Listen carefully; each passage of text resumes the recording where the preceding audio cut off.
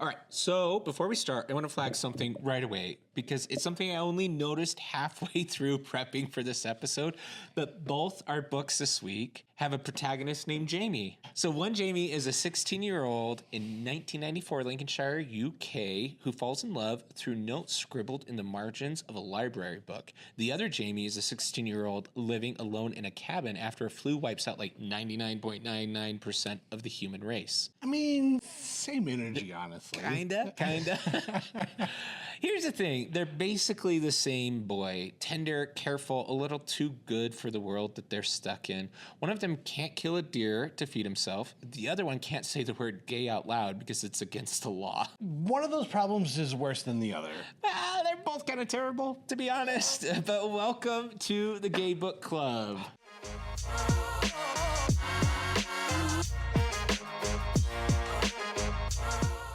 I'm your host, Booker. And I'm Reed. In this episode, we're covering 3 books. Yeah, so today we're going to talk about Boy Like Me by Simon James Green and All That's Left in the World by Erik J. Brown and its sequel, The Only Light Left Burning. Okay, Reed. Why did we choose 3 books that all have a main character named Jamie? You know I'm easily confused. Okay, so both are gay teen love stories set against a world engineered to make their love impossible. In Boy Like Me, the obstacle is political and legal. Section 28, the British law that banned the promotion of homosexuality in schools, so the love literally cannot be spoken inside the institution the boys live in. In All That's Left in the World, the obstacle is literal. There's almost no world left to live in. It's the apocalypse. But both run on the same emotional fuel. So 2 boys finding each other when everything says they shouldn't or can't. And maybe that there's no one else left to find. So both are tender at first, and then both turn brutal in different ways. They lull you into this sweetness, margin notes, cabin domesticity, movie banter, and then boom, they remind you what actual life is like. To be honest, that one, it kind of reminded me a lot of the Netflix series Heartstopper. Yep, absolutely. Some of that energy. But less Candyland, less pastels, less happy. There's also vibes of Love, Simon, if you've seen that TV series, book, or movie. Yes. Yeah. Some of that same energy, although also darker than that one. Yeah. And a little, different time, but even still, I don't know, almost more realistic, maybe? I don't know. Absolutely. More realistic, felt more down to earth. Yeah. And no hate to Love, Simon. All the love to Love, Simon. But it just sort of similar vibes, just maybe darker. So let's dive into Boy Like Me, some of the plot points. So we're entering spoiler town, also trigger warnings. Yes, full spoilers on Boy Like Me and All That's Left in the World. And all 3 books have physical violence and gun violence. Yep, so protect yourselves, guys, ladies, gents, and everyone. Yes. All right, so Boy Like Me by Simon James Green. So it's 1994, small town Lincolnshire, England. 16-year-old Jamie Hampton is sensitive, smart, and quietly aching for a kind of close male friendship that he doesn't yet have the language for. He doesn't really think of himself as gay at first because nothing and no one around him will let that thought through. It's just not on his radar kind of thing. A perceptive school librarian, love her, slips him a book called Wild Flowers of Great Britain. It's a dull cover, a botanical title, and he's like, why are you giving me this book? I'm not doing a report on flowers. Do not need this book. But hidden inside it, someone's removed the cover and slipped a different book inside, is a love story about 2 teenage boys. The librarian clocked him that this boy is gay and needs a gay love story. Don't we all, honestly? Love that librarian. Yes. And the disguise is the point. It's 1994, and Section 28 means that there can be no mention of gay relationships in a school. So Jamie discovers he's not the first to check it out. Someone has written in the margins, I feel like this too. So he writes back, a whole romance unfolds in the white space of this library book. 2 boys passing notes across the page, falling for each other before they've even met. When Jamie finally tracks down his mystery correspondent, it turns out to be Rob West, the son of a local homophobic politician. Of course it is. Yeah, it is. Then the head teacher finds the book. The boys scramble to make it disappear, but it costs them suspension and the very real threat of being outed in a town in a year that has no soft place for them to land. The book is funny. Green writes with screenplay-style cues and little footnote asides. And then it turns hard and dark. The ending leaps forward, and Jamie promises that if things aren't different in 30 years, he'll tell this story, which, of course, is the book that we're holding. Boom. And that's kind of the gut punch of the book. I really enjoy this book. The dialogue is sharp. It's tightly written. I love me a good mystery. There was kind of a mystery element in trying to identify like who the other gay boy is in the school. That was some of my favorite parts of the book. Was like, oh, is it him? Is it him? Is it him? Like, and I knew it would be like that one character that's like briefly mentioned in the outer orbit, and I kept trying to think back to it. Like, wait, who is that? But yeah.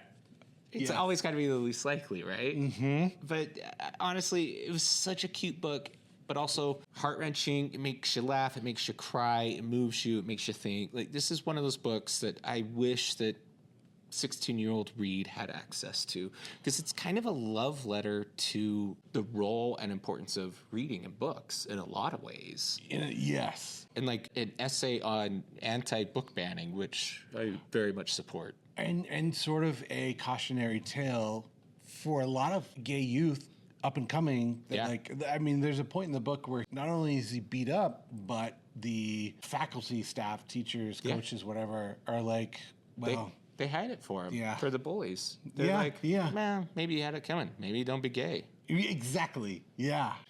So one of the things that I love about this book, and I shouldn't have to love about this book, but it takes place in 1994, and in some ways that feels far removed, but in other ways, it's yesterday. It's very much the now, right? So just for a little bit of historical/present context, Section 28 was on the books in the UK from 1988 until 2003. So this, these kids in this book were real. Like, this was recent. And what's interesting is that there are forces still pushing in the U.S. to get back to that. So in 2022, Florida passed the Don't Say Gay law, which started by banning instruction on its sexual orientation and gender identity in grades K through 3, but was immediately expanded up to the 8th grade. It wasn't a one-off either. PEN America tracked 40-plus copycat bills across more than 20 states. Book bans went from fringe to institutional. Thousands of titles have been pulled from public schools nationwide in recent years, overwhelmingly books about LGBTQ plus people and people of color. But right here in Utah, the flag ban. Utah became the first state in the country to ban pride flags from every public school and government building. Utah Governor Cox, fuck you, Governor Cox, let it become law without signing it. He called it one of the most divisive bills of the session, but it took effect in 2025 with a $500 a day fine for flying anything off the approved list. Idaho has since passed its own version, and Florida and other states are circling, and it's likely to become law in other states.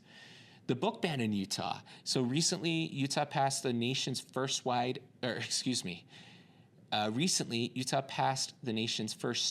no-read list. So books that are effectively illegal to stock in any public school or library. The trigger is the scary part. If just 3 school districts pull a book, it's gone from every public school in the state. And as of June 2026, that list is up to more than 35 titles and still counting. Judy Blume, Toni Morrison, John Green, and many, many more. Utah bans more books than any other state in the country. It is wild out here. So, like, this book, it takes place in 1994. In some ways, you're like, oh, yeah, but things are better now. And in some ways, they are. In other ways, nope, they're not. And there are forces pushing us right back to that.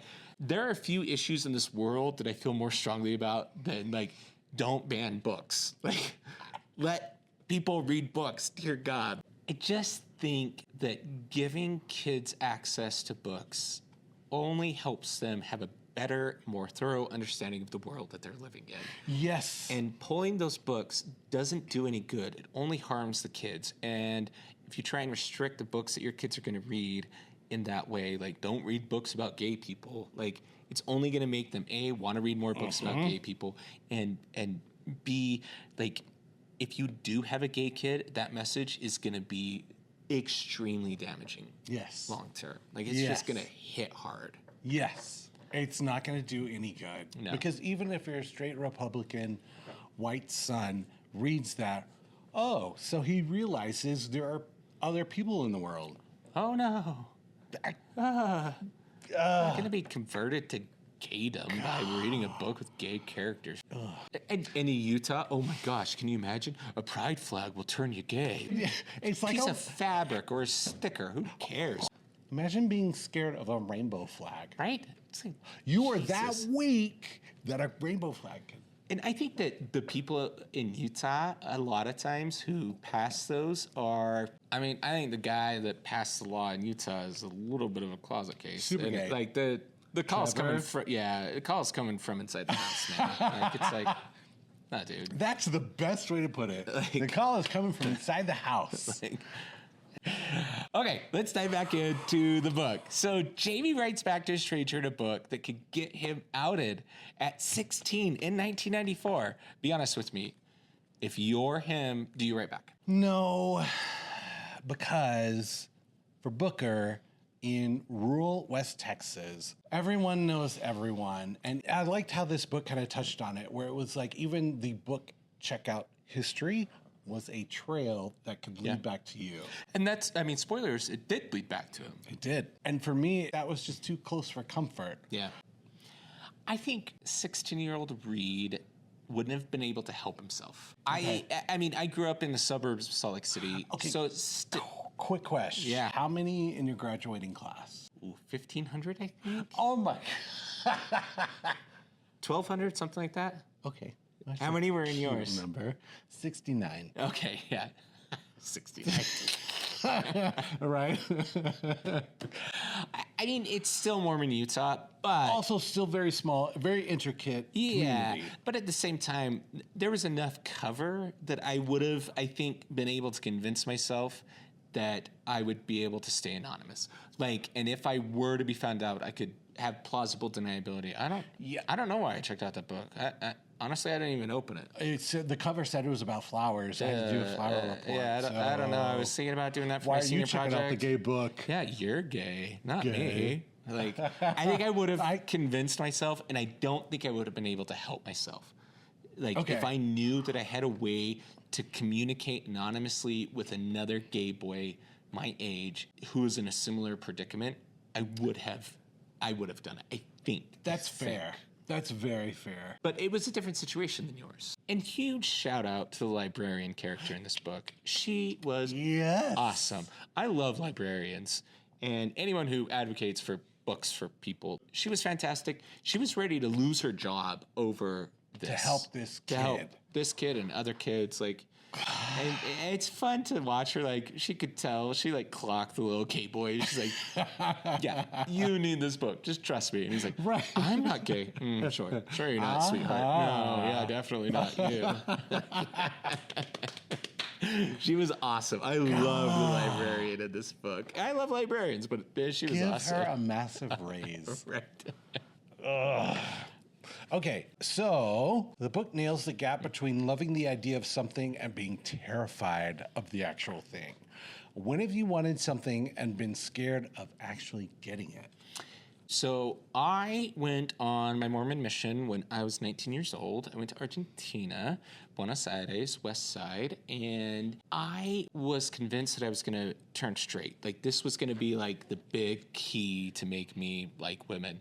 And about halfway through, I started to suspect that wasn't going to be the case.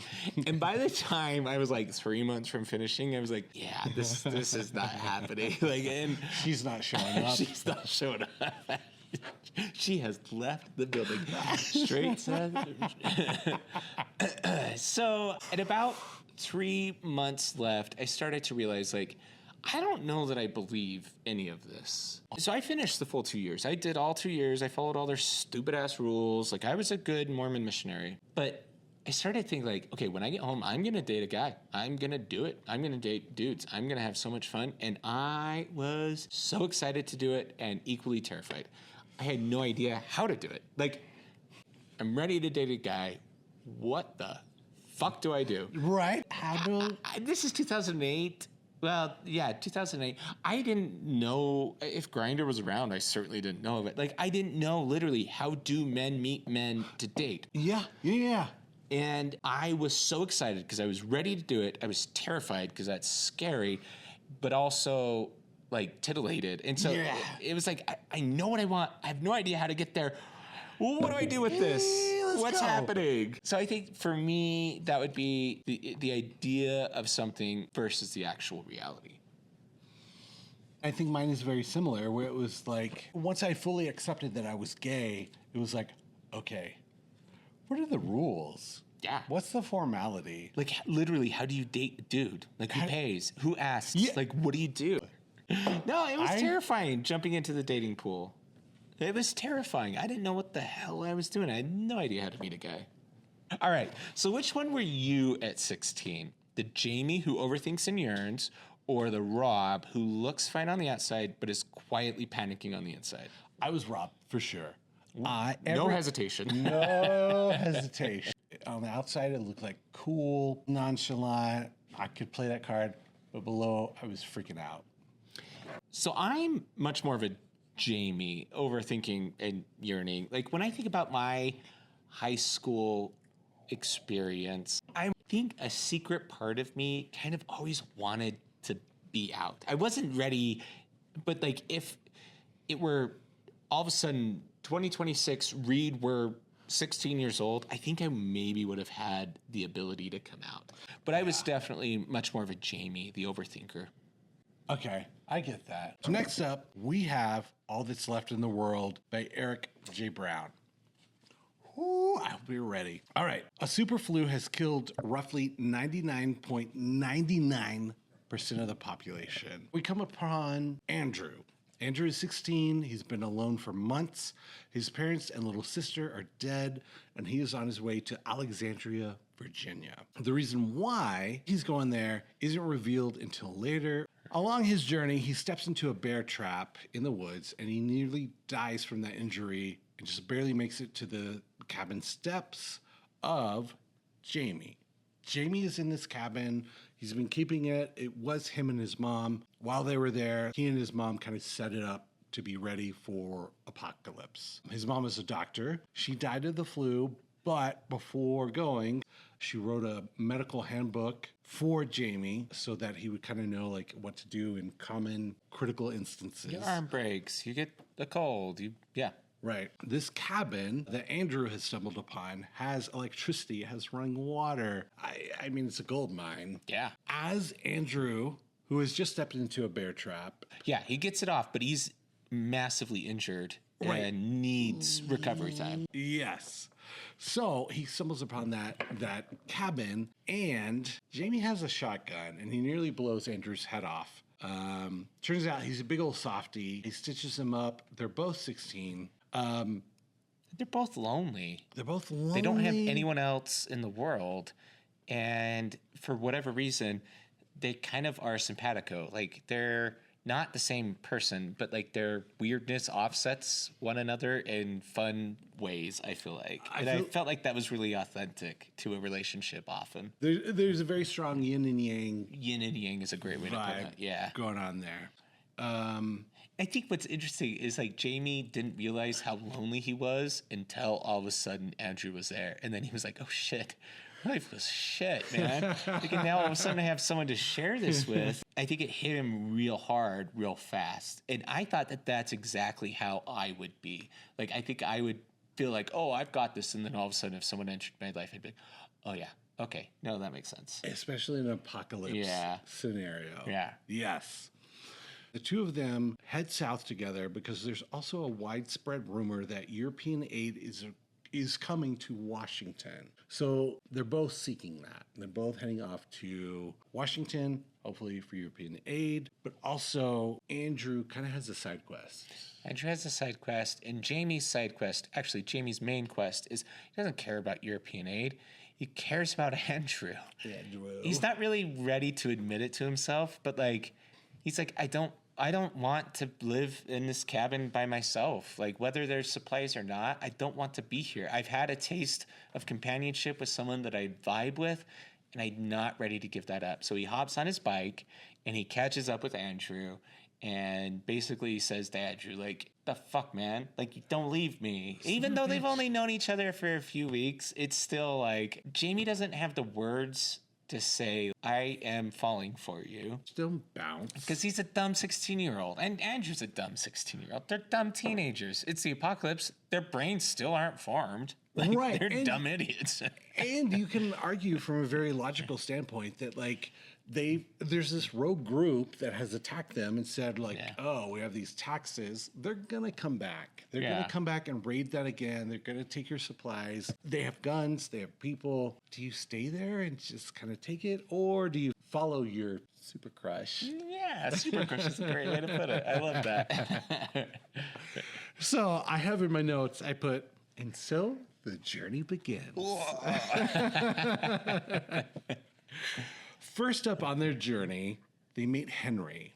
Henry is a soon-to-be grandma who is a total badass, living alone. She's very capable of holding down the fort by herself. She doesn't travel with them, but she feeds them, tells them about her daughter, Amy, in Florida, and gives them her late husband's multi-tool to sort of help them along their journey. Henry comes in really significantly in book 2. Yeah. And sort of spoilers again, but yeah. Yeah. Okay, so they eventually make it to Alexandria, Virginia, and Andrew finally confesses his secret. Yes. So let's go ahead and rewind to pre-Bear Trap travels. Andrew was in an abandoned store getting supplies. His sister had recently passed, and that was his last living family member, so he decided to head south to try and find this mythical European aid, and that's when he happened upon this store. Yeah. So he's in the store, he's getting supplies. He comes across a mom and dad couple named George and Joanne. They get along fine, which is a little surprising because you're both raiding the store. It's both like fight or flight, but they're like, okay, you good? I'm good. Yeah, you get what you need, I'll get what I need, yeah. So they continue on, and after raiding the store, they're both going in the same direction. They walk together, they get to know each other, and they tell Andrew about their son Mark back in Alexandria.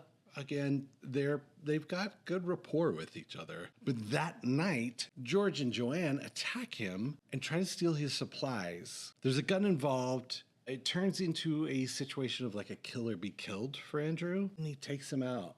He kills them both. Not because he's malicious, but like he's just panicked. He's a dumb, panicked 16-year-old. Why are they attacking him for his food? They were just at the same store he was. Yeah, they could have just taken the food that they needed. It's weird. Andrew feels bad that he took him out, and he feels like he needs to be the one to deliver the news to George and Joanne's son named Mark. Okay, so I think that what this gets at is a couple things. First of all, teenagers are idiots. That's true. And the author fully embraces that. This is a dumb kid. You're right. All of the math is wrong because he's a moron. He is 16 years old. 16-year-olds are morons. Okay, that's a good point. That's just how they operate. Okay. And I think that one of the themes of the book is this idea of remove all societal constructs, and we're just talking about raw humanity here. Yeah. There is goodness and there's badness. And I don't mean to hop ahead, but later on, the boys encounter a racist encampment, essentially, where it's the apocalypse, but somehow there's still pro-racism. But the reality is, I feel like that would be the case. Yes. And so I think that what the book is saying is that there are people there's inherent goodness and inherent badness in humanity. Yeah. And even if you remove all societal constructs, all religious, all the constructs, there's some tension there. There are good aspects of humanity, and Andrew is just a good person. He didn't want to hurt anyone, and he feels so fucking guilty. He doesn't understand how to exercise his demons. He doesn't understand how to express his guilt or shame. He doesn't have the language, doesn't have the ability, so he moves towards action, and his action is go see if the son is alive, and if the son is alive, confess, because that's what a 16-year-old would do. I did this thing that was bad. I killed a human being. I killed 2 human beings, essentially. And I think that felt very real to me. Yeah, Andrew's an idiot, and you want to smack him upside the head and be like, it doesn't matter. You don't need to go find it. But Yeah, that's the whole point, is that you want to smack him upside the head because he's a dumb teenager. Okay. That's very legit. Sorry to like come down so hard. No, I'm glad you did. I'm glad I needed that because I was like, this dumb fuck, this dumb. He is a dumb fuck. He's an idiot. Okay, And why doesn't he tell Jamie from the get-go, this is what I need to do? Because he's a dumb 16-year-old with a crush, and he's worried that if he confesses, he won't get to be with his crush. He won't get to be with his crush. That sounds like a 16-year-old to me. Yeah, yes. And you want to smack him, and you want to give him a hug. Okay, what if we were to use a storyline where it was like, okay, he meets this couple, and this couple is like, oh yeah, we're trying to get back to Alexandria, Virginia, because our son needs this special medication to live. And then, let's say they just get attacked by a tiger, run over by a bulldozer, or fall off a cliff. Then he has that motivation of like... Because then it becomes a savior complex. Because we need characters who are morally compromised, who are morally ambiguous, who have to experience growth. That's how we identify with characters. If it's a character who only does good things for the sake of being good, then we don't necessarily identify with that protagonist. You want a character who has flaws. Jamie has flaws. Andrew needs flaws. You need a character who has done something bad. Okay. Like, you want to see growth. You want to watch him experience this moment where he gets there and realizes that their kid is dead and his sacrifice was for nothing. And yeah, that hurts, but that's what makes it real and raw and makes it feel more powerful, I think. That's what separates good fiction, I think, from mediocre fiction. Okay, that's a really good point. Okay, I see it. Okay. Thank you for breaking that down for me and our viewers. I really like this book. I thought they did. I did too. I thought he did a good job. And I love how you... I needed that. Honestly, thank you. Yeah. Oh, I'm ready for the apocalypse. I'll just shoot everyone. All right, so... zooming back in, turns out we're right. Mark's dead. When they go to JFK Airport to see if the European aid is available, it's not. The Washington Airport, not JFK. Sorry. They're not in New York. That's what I said. Sorry. Just for our viewers who are thank you. Who are tracking. I just wrote words. But yeah, the aid is not there. Next stop, Florida, to find Henry's daughter, Amy. So on their way, they run into Fort Caroline, a community that welcomes them, and they think it's great until they realize that it's rotten and awful. The leader, Danny, and his son Harvey are super homophobic, they're racist, they're awful, they're pieces of shit. Jamie clocks the tells. I really like this too, where he was like, he instantly identifies. So does Andrew. They both do. In fact, Andrew might have clocked it even earlier. That's true. Honestly, as gays, we have like a superpower. I think Andrew was like, things early. Andrew's like, oh shit, I am not welcome here. Like the second he walked in, he was like, right. This is bad juju. Nope. Yep. There's no elderly people. There's no sick people. There's no people of color. Almost no women in sight. Not a drag queen to be found. You in danger, girl. Get out. So they escape Culty McCult Town. With the help from a girl named Kara. Kara also needs out. You can tell she's like Team Us. Yeah. So they make it out. They leave Culty McCult Town. And Harvey, the super homophobic, racist Harvey, ambushes them in South Carolina, threatening to rob and kill them. But Jamie pulls a superhero and he shoots and kills Harvey and saves them all. Which is interesting because Jamie couldn't even kill a deer to feed them. That's my man. That's my man. Okay, if we break that down, I'm not gonna kill Bambi's mom in front of Bambi. But if you're coming after my husband, I'm gonna unload a clip on you. Smoke you. Yeah, without question. No hesitation. Yeah. Hot minute later, Danny, the son of the homophobe racist in Culty McCult Town, hunts them for revenge for his father. In the ambush, Jamie is shot in the stomach. Danny basically gives up because he's a bitch. They barely make it to the Florida Keys. Jamie's wound goes septic. Andrew and Jamie confess their love to each other. Spoiler, spoiler, spoiler.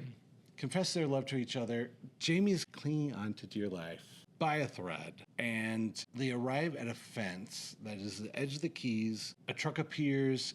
Andrew begs the drivers of this truck to let him in, and they do. Turns out this settlement is thriving. They have over 2,500 people. They have solar and wind power, a working census, which is how they discover that Amy is alive. They reunite with Amy and they tell her the news of their mother, and they exchange the multi-tool, and they eventually develop a plan to go north and retrieve Henry and bring her down to reunite with her daughter. All right. So, quick question. What is the coziest possible setting for a love story? A cabin. Yeah? A fire. Nailed it. Rain outside. Correct. Now add everyone you have ever loved is dead. There's a bear trap in the woods, and an armed militia is coming for your canned goods. I hate that it feels still pretty cozy. That's what this book is. Somehow, it is a wild juxtaposition of cozy and apocalypse. It's a really good book. It's so good. It's so good. All right, so I have some questions. Hit me. The flu's hit. Okay. You haven't eaten in 2 days, and Yep. there's a deer in your sights. Do you eat tonight? Yes, I'm not. I love you to death, Booker. I don't have the same. Like, I'm not a hunter. I'm not gonna go out and hunt for fun right now. But like, I would kill Bambi in front of her mom and be fine with it. I would not lose sleep. I feel like I have to ask you the same question, but I already know the answer. Also, I don't know how to put that in the microwave. Like, what do you... Just build a fire and then roast it. It's medicine. Like marshmallows? I don't know how to do that. I don't know how to do that. But you wouldn't have a problem killing a human No. to protect Nah. your husband. If anything, if there's Your husband is even if under they're threat. annoying my husband, if it's apocalypse, Mildly inconveniencing him. you're fucking dying. Yeah. There's no. Yeah. I would have no problem killing someone that was threatening me and my husband. I hate movies where like the good guy murders tons of people to get to the bad guy, and then it's like, I can't do it. Right. Right? Okay, so I have a question for you. Talk it to me. The first half of the book is basically, like we said, a cozy cabin. Well, maybe not the first half, but the first part of the book is basically like a cozy cabin romance in some ways, with apocalypse as like wallpaper. Honest answer, would you leave the cabin in that instance? Or are you and your person riding out the end of the world with the fire and the canned goods that you're able to continue to have? Initially, I'm like, no, me and my man's staying right there. Yeah? We're fine.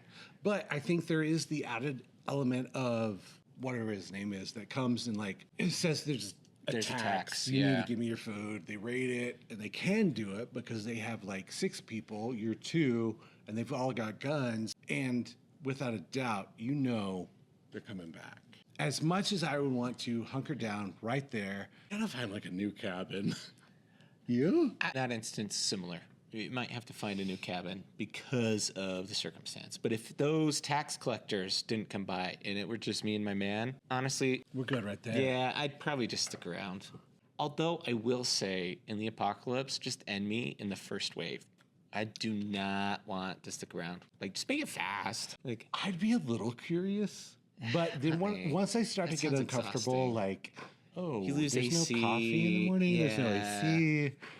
AC. no, After 24 hours, I'm like, the Kindle won't charge. I'm just not interested. I'm out. I am out. Fuck it. 3,000. I'm out. Okay, so in the book, one of the things they do, they don't have movies, they don't have TV, they have very few books. They recite or recap movies and TV shows that they know very, very well, right? Yes. So Andrew recaps like Miss Congeniality and things like that. So my question to you is, what do you know so well that you could be like, okay, picture it, opening scene. What do you got? It's easier to answer for my husband. Hit me with that. My Fair Lady. My Fair Lady. How about you? I think it would be one of the Brady movies. Yeah. A very Brady sequel or A very Brady movie. Yeah, I think so. I think for me, it would be Back to the Future. Oh, yeah, it would. And my husband could, like, correct me when I got it wrong. 'Cause it's one of the first things we bonded over was that we've both seen Back to the Future about 200,000 times. Okay. All right, last question. This super flu that kills 99.9% of people hits tomorrow. We both survived the flu, but we're stuck in the apocalypse. Who lives longer, you or me? Bitch, you're out. So that is all that's left in the world. We're just going to give a slight teaser for the second book in the series. It's also terrific. So The Only Light Left Burning is the name of the second book. It picks up with Andrew and Jamie having actually made it, settled in a colony in the Keys, safe, in love, with roles and something like a found family. And then it does the brave thing. Most of these stories won't. It walks through the happily ever after door and asks what's on the other side. Turns out the boys want different things. Andrew wants to stay, community, safety, peace. Jamie wants the road, just the two of them, and survival has left him harder and warier than the boy you fell for in book number 1. Then a hurricane and a betrayal blow the whole thing open and put them back out in the wild where old enemies are waiting and there's almost no one left to trust. It's survival on the run. But the real engine is quieter and scarier. Can you stay together when home means two different things? Bring tissues. This book is intense. That's all we'll say. Great book. If you like number 1, you're going to like number 2. I pretty much guarantee it. Yeah, that's absolutely true. It's the same lines. It goes a little more intense. If you like 1, you'll like 2. So here's what two boys named Jamie have left us with. One falls in love in the margins of a banned book in 1994. The other falls in love at the end of the world. One's up against the law that says his love can't be spoken. The other against a planet that's nearly empty. And somehow both books are cozy. Both smuggle a whole love story past something built to crush it. And that's the trick. A love story hidden in a botany guide, a love story hidden in an apocalypse. One Jamie's bravest act is writing back, the other's is refusing to pull a trigger and then having to anyway. Different worlds, same dare. Love the thing they told you you couldn't and don't apologize for it. We'll see you next time here at the Gay Book Club.